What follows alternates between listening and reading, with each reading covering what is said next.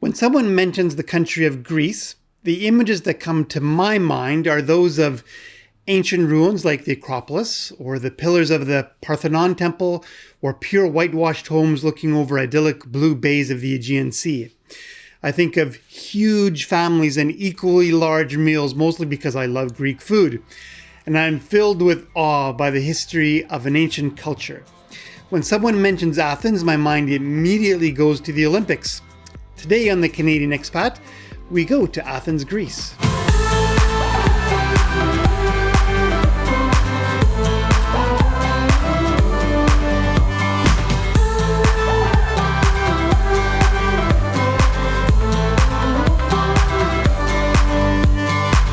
There is, in fact, a thriving Canadian population in Greece. And my next guest, Kathryn Lukey-Coutsocostas, plays a very important role in the community as an advocate for multiculturalism, support for women from other countries looking for employment, and she has served with 3 Canadian networks: the Canadian Hellenic Friendship Association of Thessaloniki, the Friends of Canada in Athens, and the Canadian Women's Club of Greece. She's a writer and educator. I've included links to some of that in the description. And in 2015, the Canadian Embassy awarded her with a Maple Leaf citation for her ongoing contributions personally and professionally towards the promotion of friendly relations between both Canadian and expatriate community in Greece and Greek society. Kathryn, thank you for all that you do, and welcome to the Canadian Expat. Well, it's my honor to be here. Thank you very much, Alan. And congratulations to you and all the work that you do with your global networking for Canadian expats. Much appreciated.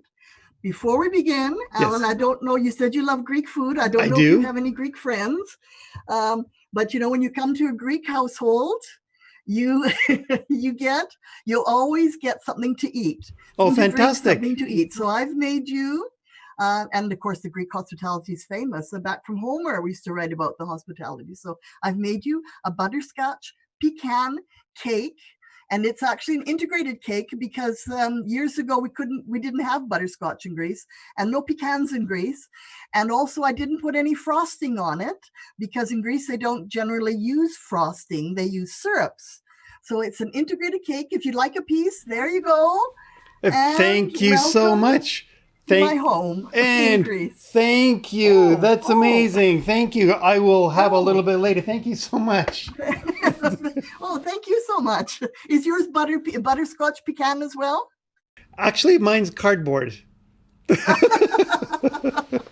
might be more tasty than mine, but never mind. Okay, no, I don't think so. Yeah. Thank you so much. I hope that worked. Anyway, we'll find out. Okay. If it doesn't, you can just cut it out. Okay, Kathryn, just to give us a little bit of background, can you let us know, how did you arrive in Greece in the first place? Well, mine was a classic story of a lot of women my age in Greece, so the transnational women, the foreign women here. We met our husbands at university abroad because in the old days there was no master's program in the Greek universities. So all the young men at that age would then go abroad for their masters. So we met in university at St. Andrews College at the University of Manitoba in Winnipeg. And so then I came away with a Bachelor of Education, and my husband came away with his Master's of Economics and a potential bride as well. So he got 2 in 1. And that's how we came many years ago, about 40 years ago. We left Winnipeg and came to Greece, to Athens, Greece. Awesome. As I mentioned in the intro, a lot of what we often think about Greece, and there's those sort of, stereotypes, but those images are not necessarily wrong. But when it comes down to sort of the nuts and bolts of what life is like to the person that's living in that country, things are often quite different. Can you let us know what a day in the life of Kathryn looks like? Well, it used to be interesting, Ellen, in the old days when I was a journalist for 2 decades. First a teacher for a decade, and then a writer journalist for 2 decades. And then I retired when my husband retired, and I became a grandmother. So now it's not so interesting as it used to be. Now it's basically wake up in the morning, and when my grandchildren, as a lot of Greek grandmothers do, and I've become very Greek in that way, is we help look after the little ones, our grandchildren, while our children are working. My daughter and my son-in-law are teachers, and they're working. So then we look after the little ones when they're here and get lunch ready, and then serve the lunch when they come back at lunch. Then we have a nap, because Greece is is a siesta country. It still is. A lot of us still lie down and have our siesta. And then in the evening we wake up and we help out and play with the little ones and bake a cake, butterscotch pecan, and and help the family in general. And then often I'm ironing till about 11 o'clock at night, doing some of the ironing too. So it's we live together with my daughter and my son-in-law in Thessaloniki. We winter in Thessaloniki, and we summer in Athens, at our own place in Athens, in Halandri. So I still have a foot in two places, Alan. It's not just Canada and Greece, it's also Athens and Thessaloniki. So I guess that's my fate, is to have 2 feet spread far apart and juggling between the both of them. I wish Canada was a place where I could take naps every day. Well, actually, since my husband and I have been taking naps since my husband retired, but and the naps are starting to fade with the new workforce and the European Union. Of course, when the European Union brought in all kinds of rules and regulations, the naps started to slip and to fade a little bit. But some of us can still take them. Some. But when you look out your front door or your kitchen window, what do you see? I'm curious. Well, here in Thessaloniki, if we go upstairs, we can actually see the Thermaic Gulf, and when it's a clear day, we can see Mount Olympus. And that's a lovely sight. So in Athens, when we're in our place in Athens, we just see apartment blocks all around, because land is very much at a premium in Greece. I mean, we've got, as you say, ancient Greeks, ancient times, and a lot of people on a very small package of land. So land is very expensive. So people build up here, and most people live in apartments. You know, one of the first places that I love to visit when I visit or when I go to a new country is grocery stores. You know, it gives me a glimpse into what life might be like to the average person that lives in that area that I'm visiting. What do you see in a Greece grocery store that you might not see in a Canadian? Well, let me tell you what it was like 40 years ago when we first came over in Athens, the capital city, European capital city. The supermarkets were very small, only basics, and you had to go for your bread to another store, for your greengrocers for your vegetables and fruit, and to a butcher for your meat.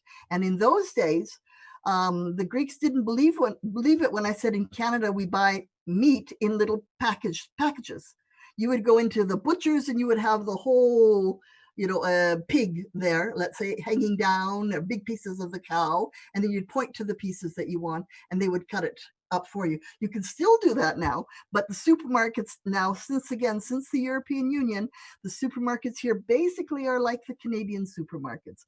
They have basically everything, maybe different brands than they do in Canada, but the same types of products, except and I've written a column about this, except graham wafers and celery salt. Graham wafers I've never seen, and celery salt I found in one specialty shop in a classy area, posh area in Athens. So there might be a couple of things that you can't find here, but basically everything else you can find. Well, Kathryn, send me your mailing address and I'll send you a bottle of celery salt. Oh, that's so sweet of you. Thank you. Of course. It'll be much appreciated. Thank you. One thing that we've implemented over the last couple of weeks for these interviews is we've given people a list of 6 items that we ask them to rate between 1 and 10, 1 being not very good, 10 being the best in the world. Wondering if you'd be able to answer or list some of these things for me. For Greece. For life Greece, in Greece. exactly. I'll So, try. so if I asked, how would you rate the cost of living in Greece between 1 and 10? My husband's the economist, and my family laughs at me when it comes to numbers and money. So I'm not so good at this. He does all the shopping, but in general, things are quite expensive in Greece. We don't have the natural resources that you do in Canada, so things are quite expensive, and wages and salaries are low. I see. So even if you came in as a tourist and saw that maybe some of the prices are the same, don't forget that the wages for those who are fortunate to have jobs at the moment, the salaries and wages are pretty low. So it costs a lot to live here right now, and you definitely have to. Sorry, you're probably going to ask this. Coming in, you probably have to have a job waiting for you. Pretty hard to find a job nowadays for anybody. Right. So in cost of living, a rating between 1 and 10, maybe below 5, maybe a 4. It's a little bit harder to get by. I'd say maybe like a 6. A 6. Like a 6. Okay, 6. Like a 6. Okay. But don't trust me. It's me and numbers. So this is completely a subjective rating. Yes, completely absolutely. Understand. Healthcare. Healthcare is very good. Healthcare is free. It's like in Canada. You can go to the hospital and you're covered. But a lot of people who have the money will go private, because we also have that choice to go private. And God forbid, if something serious happened to us, we would probably go private, because we can choose the doctors and the times we want the surgeries. But I'd say healthcare for people who lived here, probably about an 8 or 9. Very high. Good. Yeah, if you're living here, if you're resident here. Right, of course. Friendliness. Friendliness. Oh, absolutely a 10. That's a soaring 10 in general. Again, very, very open. Again, this is probably the hospitable element. Is the Greeks are very, very friendly and very open. And if you try to speak a little bit of Greek, they're just ready to embrace you. They're so pleased that you are trying to speak their language. That makes all the difference. Again, we're speaking in generalities, as you know, sure. Alan. I mean, of course. There are exceptions to the rule, but in general, very, very friendly. Fantastic. Community of expats. How would you rate that? There are a lot of active groups, and as I said, when I was a writer, I was involved with a lot of the different groups. A lot of women's groups. A lot of women have married Greek men. Not so many transnational men have come in and married Greek women. There's some, but not so many. So a lot of groups, a lot of women's groups, like the Italian women's groups and the Austrian and et cetera, et cetera, et cetera. And they offer a lot of support. The American groups, we Canadians as well started up our networks. So there's a lot of support that way, plus some cross-cultural groups too, like the food festival that we organized here many years ago in Thessaloniki, and we still have done it annually for the last many years, working together, the foreign women working together for projects. Perfect. What about 10? So that's a 10. A 10. Okay, great. What about access back to Canada?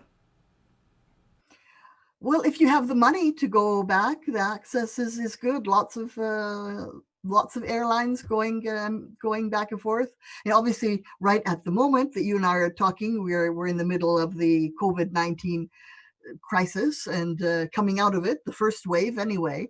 So right at the moment, it's not so good. But in general, again, if you have the money, it's a 10 for getting back to Canada. Perfect. And what about the service that you might receive from a Canadian consulate or embassy in the region? Well, again, I have to say 10. They're very, very good. The embassy is there for us.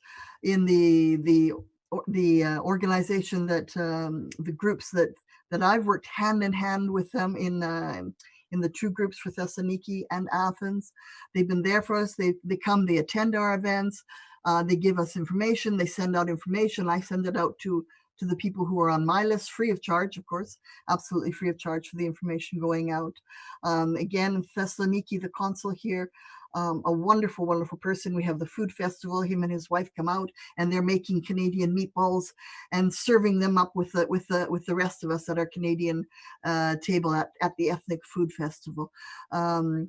Very, very good, very hands-on, very welcoming, and they want to be a part of the community, the Canadian community here. In fact, it was the embassy, Alan, that first proposed to me that I create a group, first in Thessaloniki in 2001, I think it was. And then again, it was the embassy, Ambassador Robert Peck and his wife Maria, who proposed that I extend it and make one in Athens. So our group was actually initiated by the embassy, because they wanted to have contact with the community, with the people. Overall, very high marks for Greece. Of the different videos that we've done, interviews that we've done, Greece so far looks like it's scored the highest. What an amazing place to be. Maybe because I'm a little prejudiced, because I love Greece. I love Greeks. That's perfect. So that's probably influencing. Somebody else might give you a little bit different, possibly Sure. a little bit different opinion. Of course, Alan. of course. But I do love Greece, and I do think it's a mindset. I think, as you well know, that with the expats, wherever you go, if you have a positive mindset, you're going to find positive items and elements.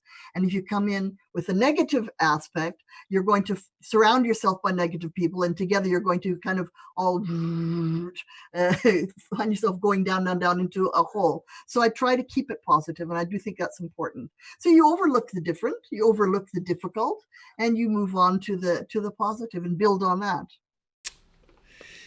You know, Kathryn, you've been involved with immigrants or people that are moving to Greece for a very long time, assisting them in getting set up and getting their life going. What sort of advice would you give to a Canadian who is considering moving to Greece sometime in the near future? What sort of advice would you give them? I would say, as I mentioned a little earlier, that I think they should have a job lined up before they come over. In general, Greeks like to see who it is that they're dealing with. I would think that maybe online it wouldn't be as easy to set it up, although times have changed. Maybe now it's easier, but in general, there are very, very few jobs available. Especially now, again, with the COVID crisis, but overlooking that, economically, we've been in this recession in Greece for many, many years now. So I see a lot of people with Greek roots are thinking about coming to Greece, and I caution them a little bit, saying, don't expect to find a job easily. In the old days when I came over, you could teach English. You could go to a language school and teach English. It's not so easy now. Things are more transparent now. There are fewer positions, fewer jobs. So I'd say definitely find a job. And then once you get here, as you'd suggested now, Alan, I'd say join a group. And I found my life after 7 years of living in Athens, when I joined the Canadian Women's Club back then, my life changed completely. Because before I'd been trying to maybe forget my past, become Greek, but I think it's so important for someone to remember their past and then to live in their present, so that they can then move on to their future. And you can only do that by living in the present and not forgetting your past. So join those foreign groups and have foreign friends and also local friends. And then you integrate. I think integration becomes much, much easier. And also with your Greek friends, you learn more about the mentality and the culture and the language, which is, as you well know, you lived in Asia, didn't you, Ellen? That's right. I lived in Japan. That's right. Japan, that's right. The language helps. Do you know Japanese? Correct. Yes. Yes. Well, yes, as you well know, then that helps a lot. It makes you feel like you belong, and every human being, I think, needs to feel like they belong somewhere. So it's good to belong where you are, as well as with a foot in the past in Canada too. Fantastic advice. Kathryn, thank you so much for joining me today. It was my pleasure, Alan, and all the very, very best to you and to all the viewers. And if anybody comes to Greece, come and sign up. Friendship, Friends of Canada. It's a free network. We've got Alan. I'll give you my www, the address, and sign up and come out and see us at some of our events. Much appreciated. And thank you very much for watching. If you've enjoyed the video, please hit that like button. And if you haven't subscribed yet, please do so. Until next time.